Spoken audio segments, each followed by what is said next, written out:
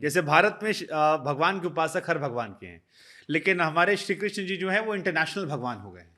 दुनिया के हर देश में आपको श्री कृष्ण जी का मंदिर नजर आता है।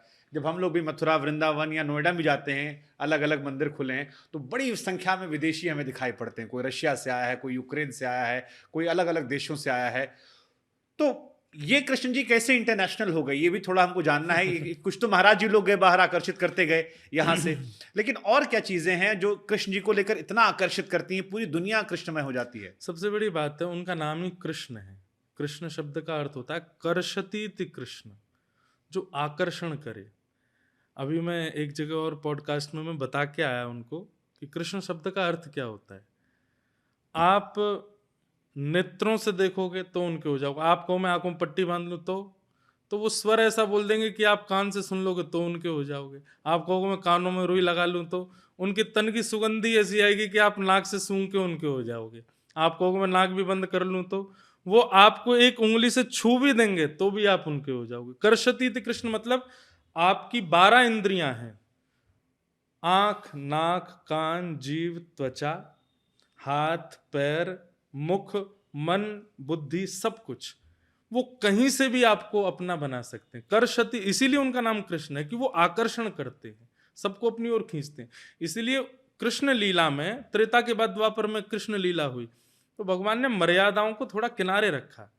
कहा कि भाई द्वापर, ये जो कलयुग आने वाला है ना, यहाँ पर मर्यादा तोड़ने वाले ज्यादा आएंगे।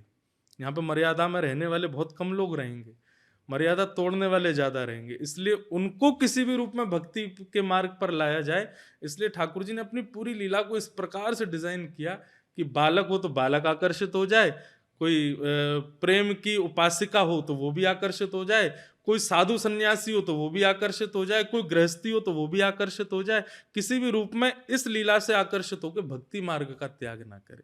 इसलिए श्री कृष्ण इंटरनेशनल है, क्योंकि उन्होंने संपूर्ण रूप से अपनी पूरी लीला को ऐसे डिजाइन किया कि कोई भी आकर्षित होने से बचे ना, सब उनकी ओर आकर्षित होकर के उस लीला में मिलित हो जाए।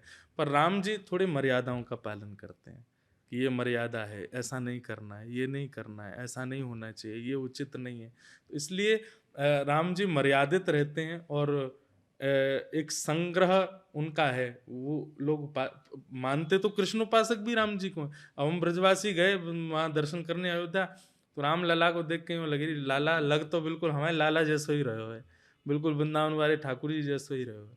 तो प्रेम भाव है। बस कृष्ण के प्रति लोगों का आकर्षण इसलिए भी ज्यादा है कि वो आकर्षण करते हैं। और एक और कारण है कि द्वापर के बाद कलयुग प्रारंभ हुआ ना, तो रिसेंट ही है, अभी कुछ दिन पुरानी ही लीलाएं हैं ठाकुर जी की, इसलिए भी लोग आकर्षित हो गए। अच्छा, कुछ कठिन